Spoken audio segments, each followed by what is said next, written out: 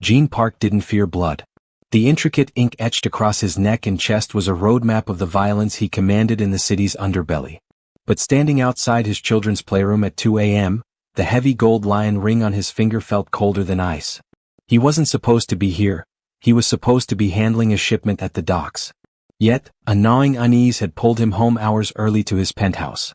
He expected his quiet house and his loving fiancée, Scarlett. His hand reached for the doorknob, ready to kiss his sleeping children goodnight.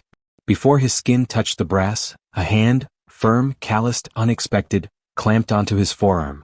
It was Amber Jackson, the quiet black maid who usually moved through his house like a shadow. Her eyes, usually averted in deference, were locked onto his with terrifying intensity. She didn't offer a greeting. She pressed a finger to her lips, her whisper cutting through the silence sharper than any blade he owned. "Stay silent, Mr. Park." In Jin's world, no one commanded him. He was the commander.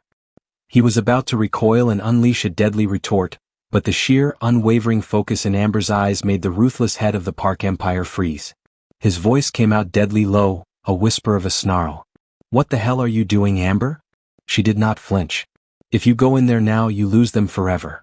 She dragged him backward with surprising strength, pulling him against the cold marble wall. "Just look. 6 seconds. No more." She angled her head toward the crack between the door and the jamb. Through the sliver, Gene saw the flash of an aggressive red suit. Then he saw his daughter, Willow, kneeling on the Persian rug like a prisoner of war. Towering over her, pacing in designer heels, was his fiancée, Scarlett Hayes. "You think tears change anything, Willow?" Scarlett's voice was a cruel, practiced purr. "Your father isn't here. He's always out handling his worthless empire." She crouched down, her face a mask of sadistic superiority. "Weak children become dead weight. And in this family we eliminate dead weight. Tell me what your father thinks of you." Willow's tiny voice, trembling, detonated inside Jin's chest. "Worthless." The killer's instinct surged through Jin's veins like molten fire. He lunged forward, his intent to kick the door down and snap Scarlett's neck with his bare hands. Amber tackled him with a sudden, combat-efficient movement, shoving him back against the wall, her slender body pressing tight to hold the $100 million Mafia boss in place. "Not yet," she hissed, her voice a raw plea. "If you go in there now, she will twist everything around.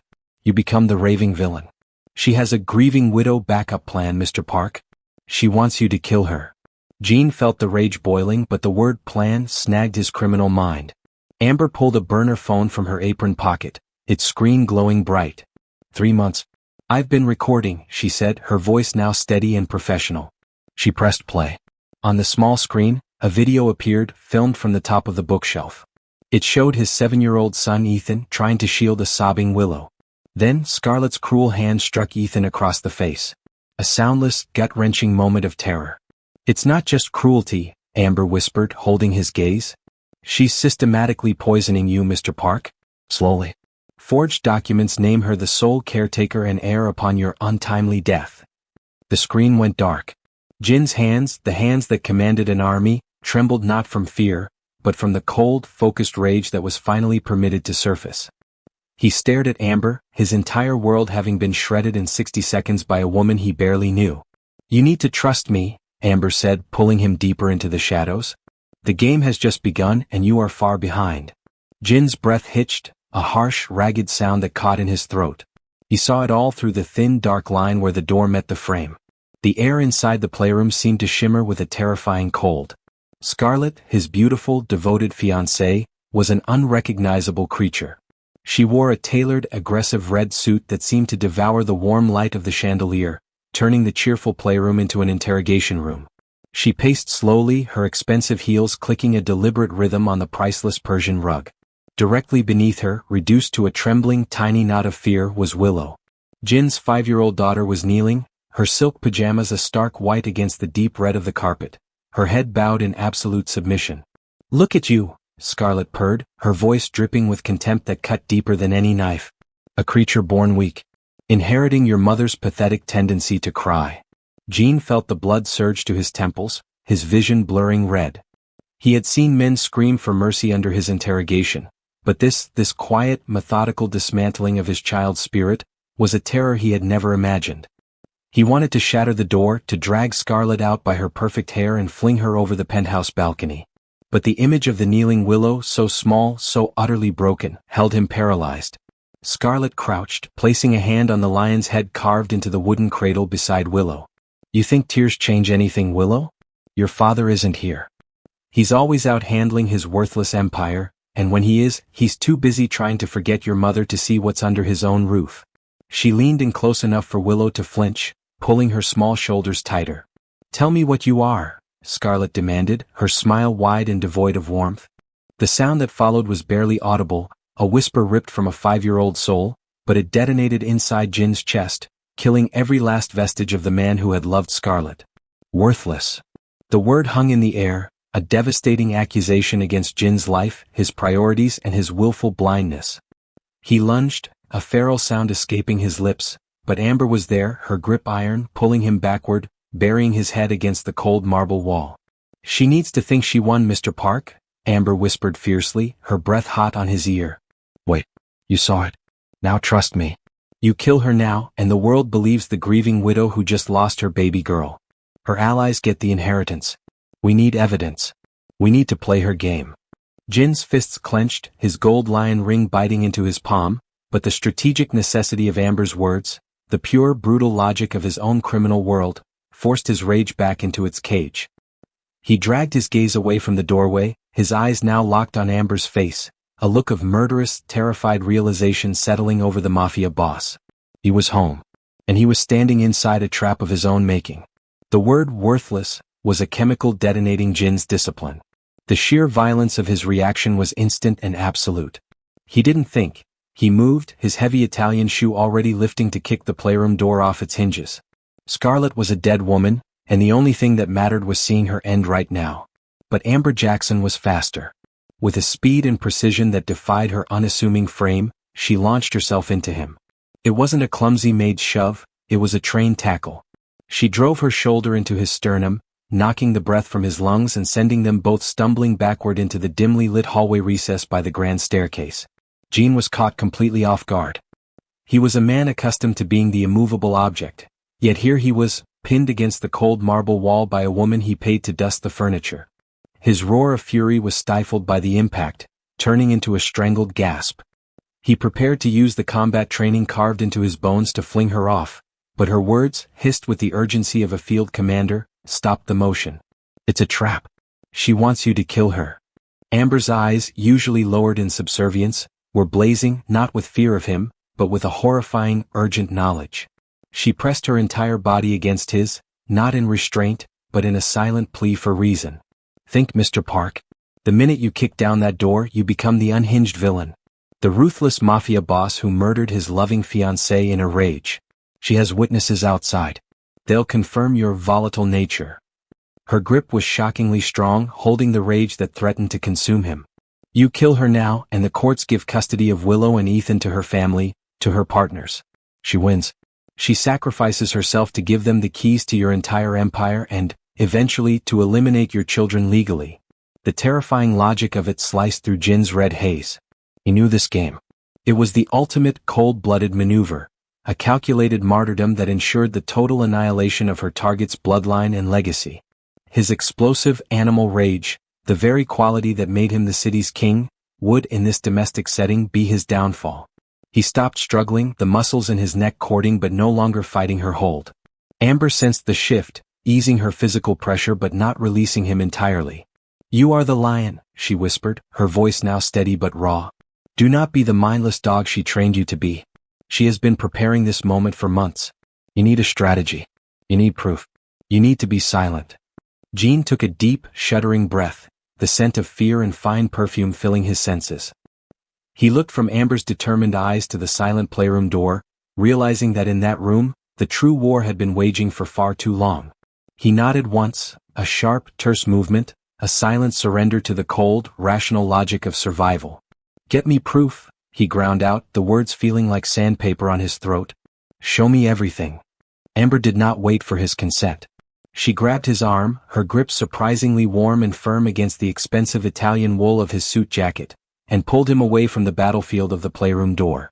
Jean, still stunned by the whiplash shift from killer to strategist, followed without resistance. She navigated the labyrinthine hallways of the penthouse not like a servant, but like a shadow moving through familiar enemy territory. She led him far from the main family wing, down a discreet utility stairwell, and into the compact, immaculate quarters reserved for the staff. The room was Spartan, a neatly made single bed, a small desk and a simple wardrobe. It was the only space in the vast, gilded cage of the park penthouse that felt authentically, deliberately hidden. "Sit," Amber commanded, pointing to the bed. Jean, head of the most powerful criminal organization in the city, dropped onto the edge of the mattress, the gold lion on his finger flashing dully in the low light. He watched as Amber moved with quick, efficient intent. She reached under the desk, pulling out a small, secured lockbox. She opened it with a precise sequence, revealing not cash or jewelry, but a sleek, high-spec laptop and a small external drive. "You need to know who I am, Mr. Park," she said, plugging the devices in. Her voice was level, stripped of its former urgency, replaced by a quiet, determined resolve. "I'm not just the maid. I owe a life debt to Elena Park, your first wife." Jean froze. Elena. The ghost of the woman he had loved and lost. The woman whose absence had left the massive hole Scarlett had so meticulously filled. "What are you talking about?" "Elena never. Elena saved my brother's life 15 years ago," Amber cut in, her eyes meeting his. "She paid his medical bills when your organization would have let him die. She never asked for repayment. But I swore I would repay it to her children." She indicated the laptop. "When I saw the change in your son, the fear in Willow's eyes, I knew the poison had returned to this house. The poison Elena protected me from." The laptop screen glowed, illuminating her face. She typed a password that was a string of meaningless numbers to him, but perhaps held a deeper significance to her promise to Elena. The screen populated with rows of labeled video files, each dated for the last 3 months. 3 months I have been watching," she said, her voice heavy with the weight of her secret mission. 3 months of evidence. I used the security cameras I installed myself in the air vents, ones your head of security doesn't know exist. This is the whole blueprint. The psychological torture, the financial trail, and the details of her true endgame. She did not ask him if he wanted to see it. She simply clicked on the first file, and the screen filled with the heartbreakingly familiar image of his own living room. In the video, his son Ethan was standing silent, tears tracking clean paths through the grime on his cheeks. Jean felt the cold, hard dread settle deep in his stomach. The debt Amber owed was to his wife, but the debt he owed to his children was now crushing and absolute. Amber barely glanced at Jean as the video began to play. She was focused on the screen, her duty overriding any impulse for comfort or pity. Jean, however, felt the familiar luxury of his own living room warp into a chamber of horrors. The footage, shaky but clear, was dated 3 weeks prior. It showed Scarlett, not in her aggressive red suit, but in a casual cashmere wrap, a bottle of wine half empty on the table, the picture of domestic relaxation.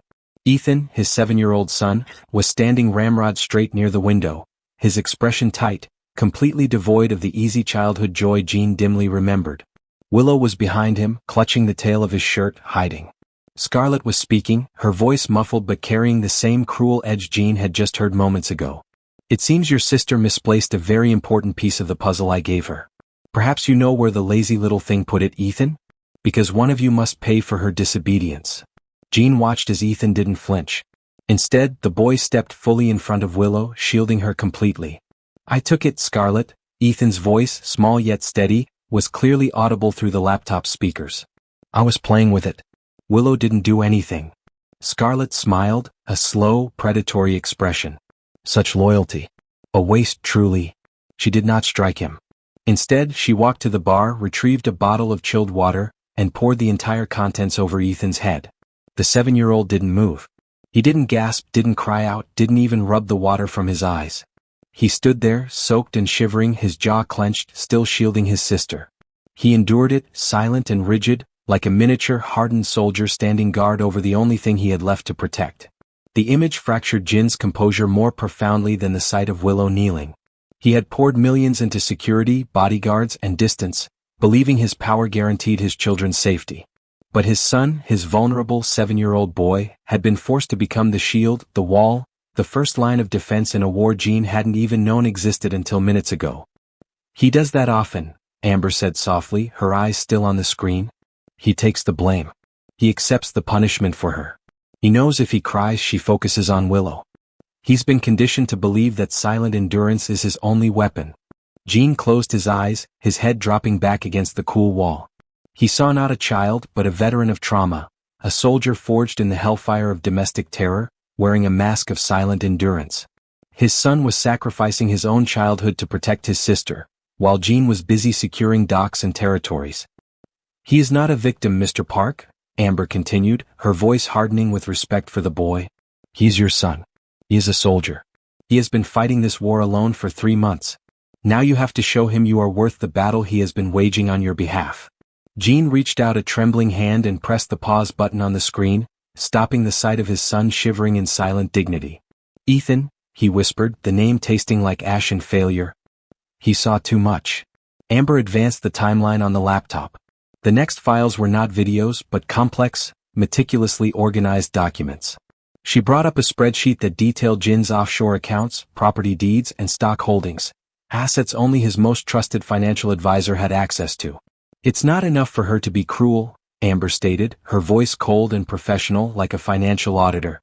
"She is a corporate sociopath who views your death and the children's trauma as a merger and acquisition. The cruelty is only the conditioning phase." She scrolled through the spreadsheet, highlighting specific entries. 3 weeks ago, she transferred $15 million in bearer bonds from a Cayman account to a shell corporation in Panama. That corporation is owned by the same holding company that controls the shipping lane's rival boss Sal Martelli is fighting you for. Jean felt a new layer of dread overlay his fury. This wasn't personal malice. It was calculated, strategic infiltration. Scarlett wasn't just an abusive fiancée, she was an asset placed by a rival, burrowed deep into his blind spot, his family. Amber moved on to a series of web pages, minimized but still visible in the browser history.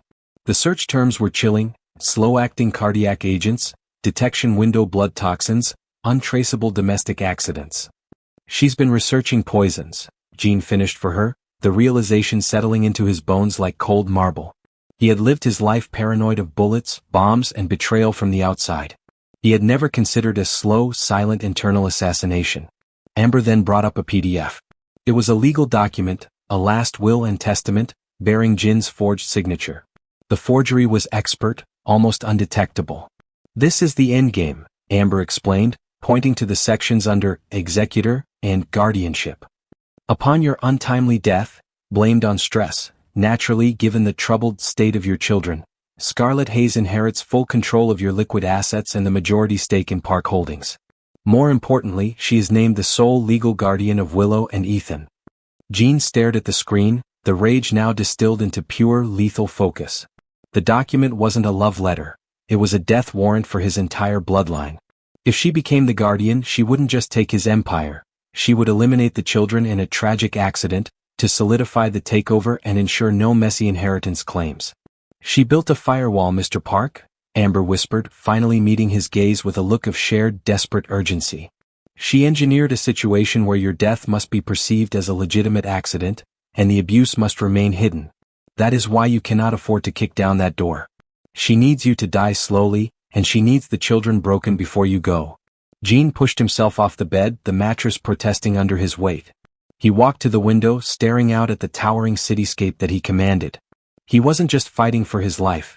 He was fighting to keep his children from a fate worse than death at the hands of the woman who shared his bed. He turned back to Amber, the lion fully awake and completely cold. "We work together now," he stated, his voice flat and deadly. "Tell me exactly how she plans to kill me." Amber brought up one last set of files. Medical research papers and detailed notes, compiled with disturbing diligence. She pointed to a timeline sketched out in precise detail. "The core of the plan is untraceable long-term destabilization," Amber explained, leaning closer to the screen. "You are expected to die in approximately 4 to 6 weeks. She has been administering small, measured doses of a heavy metal derivative, something that mimics the symptoms of chronic stress and heart failure, and is difficult to isolate in a standard toxicology screen." Jean felt a sickening cold spread through his chest, a realization that the occasional fatigue and tightness he had dismissed as the price of doing business were actually the signs of a calculated death sentence. "She uses the children as cover," Amber continued, her voice devoid of emotion, simply relaying facts. "Every episode of abuse, every tear they shed, every time they flinch, it's documented by her as proof of their emotional instability, which in turn is leveraged against you. She tells your colleagues, your doctors, even your servants, that the children are causing you debilitating stress, and that you are worried about their mental health legacy. Your death, when it happens, will be logically attributed to the cumulative pressure of managing a vast empire and a broken home. Jean realized the chilling genius of the strategy. Scarlet had made the emotional terror under his roof the cause of his physical decline. He was being killed not by a rival's bullet, but by the very atmosphere of domestic chaos he was too willfully blind to recognize. She gets the empire, the guardianship, and the sympathy, Jean stated, the words clipped and flat. Exactly. Once you are gone and she has secured the legal titles, the children become liabilities, Amber confirmed. Her notes indicate she will wait for a plausible accident. A fire, a drowning in the pool, a suicide attempt by the older boy. Something clean, leaving her the sole, grieving survivor and heir. The plan was a flawless, cold machine designed for total cleanup. The realization that he had been sleeping with his executioner, sharing meals with her, and letting her near his children twisted the fury in Jin's gut into a cold, hard knot of self-loathing. He hadn't been fighting. He had been cooperating with his own assassination. The poison is slow, but it's working, Mr. Park, Amber urged, her eyes pleading with him now. We don't have time for surveillance anymore. We have to act while you still have your strength. And before we move, you need to see them. You need to know exactly what you are fighting for. Jean didn't need to be told twice. He nodded, the decision made. He had to see Ethan and Willow, not through a crack in a door, not on a video screen, but in person. He had to face the damage his absence had allowed. The decision to move was instantaneous, but the movement was agonizingly slow. Jean left the sanctuary of the maid's quarters and ascended the utility stairs, not as a boss returning to his domain, but as a thief trespassing in his own home. Amber provided him with soft-soled shoes and a nod of grim solidarity before he slipped into the silent main hallway. Scarlet's bedroom door was closed. Jean moved past it, the scent of her expensive perfume feeling like a toxic gas. He reached the children's wing, pushing open the heavy door to the master nursery with infinite caution. The room was dark save for a dim night light shaped like a crescent moon. He found them in Willow's bed, huddled together. Ethan, the silent soldier of 7, was draped protectively over his 5-year-old sister, his arm a skinny shield across her chest. Willow was pressed tight against him, her breathing shallow and uneven, the rhythm of a child still struggling to surface from a nightmare. Jean approached the bed, his shadow massive and intrusive in the small pool of light. The gold lion ring, the symbol of his brutal power, felt heavy and grotesque. He had commanded violence across the city, yet he couldn't even command peace in his own daughter's sleep. He knelt by the bedside, his knees cracking audibly in the silence. He extended a hand, calloused and scarred from decades of fighting, toward Willow's pale cheek. He wanted to brush the hair away, to assure her with a touch that the monster was gone. His fingers were barely an inch from her skin when Willow flinched violently. It wasn't a startle. It was a reflex. Her small, fragile body tensed and jerked away from his approach, shrinking further into Ethan's embrace, as if expecting the imminent snap of a blow. Her eyes remained closed, but the fear in her instantaneous reaction was a scream louder than any gunshot. She thought his hand was punishment. She thought he was part of the cruelty. In that single, agonizing moment, the protective walls Jean had built around his heart, the walls of power, money, and denial, collapsed completely. The cold, strategic rage he had cultivated in Amber's room vanished, replaced by a raw, devastating sorrow. He was the reason his daughter thought touch meant pain. He had failed his first wife, and he was actively failing her children. A choked sob escaped him, a sound Jean Park hadn't made since he was a boy. He pulled his hand back as if burned, placing it over his mouth to silence the wave of self-loathing that threatened to drown him. He didn't deserve to touch her. He lowered his face, resting his forehead against the cool, embroidered blanket on the bed. He knelt there, the most feared man in the city, broken by the flinch of his own child. Jean stayed kneeling by the bed, his forehead pressed into the coverlet, fighting to regain control over the storm of grief and rage tearing through him. He couldn't leave, not now. He had to replace the terror with truth. Slowly, carefully, he lifted his head. Ethan's eyes, still open, stared back at him. They were wide, cautious, and too old for a 7-year-old. The boy watched him with the wary vigilance of a prisoner observing a guard. Jean kept his voice low, a rough, wet sound scraped from his throat, the words meant only for his son. "Ethan," he whispered, "she won't touch you or Willow again. Not ever." Ethan's brow furrowed, a tiny, disbelieving wrinkle. He had been promised safety before, only to have the walls collapse. Jean lifted his heavy, gold-ringed hand, the hand Willow had flinched from, and placed it flat against the bedside table. He didn't promise them a new video game or a trip to Disney World. He spoke the language of his world, the only currency that now mattered. She has declared war on the Park family. She has tried to hurt you, and she tried to take everything I have. Jean paused, pulling the Beretta from the holster at his hip. He didn't point it. He merely held the cold, lethal weight in his hand, a silent, bloody promise. I swear on the life of your mother, on the blood in my own heart, I will eliminate the threat. Every single person involved will pay the price. It wasn't a promise of comfort. It was a blood oath, a declaration of vengeance and permanent protection. Ethan's eyes, which had remained dry through the entire ordeal with Scarlett, finally brimmed. He had been waiting for the fighter, for the protector, not the provider. He shifted carefully, pulling Willow a fraction closer, then made a tiny, courageous move. He reached out and touched Jin's forearm. Jean inhaled sharply, recognizing the contact for the profound act of trust it was. The dam broke. He leaned forward, not to frighten them, but to enclose them in a sphere of safety he should have provided years ago. He wrapped his arms around both children, cradling their small, trembling bodies. He held them tight, smelling the innocent scent of sleep and the faint, pervasive trace of fear that clung to their pajamas. He cried silently, tears tracing hot, cleansing paths down his cheeks, wetting the cool silk of his shirt. It was the first honest moment, the first genuine, unprotected connection he had shared with his children since Elena died. Ethan clung to his father's neck, the small soldier finally allowed to rest his burden. Willow stirred, and instead of flinching, her small hand found his shirt. She didn't know the words, but she felt the change. For the first time in months, the man who held them was not the absent boss.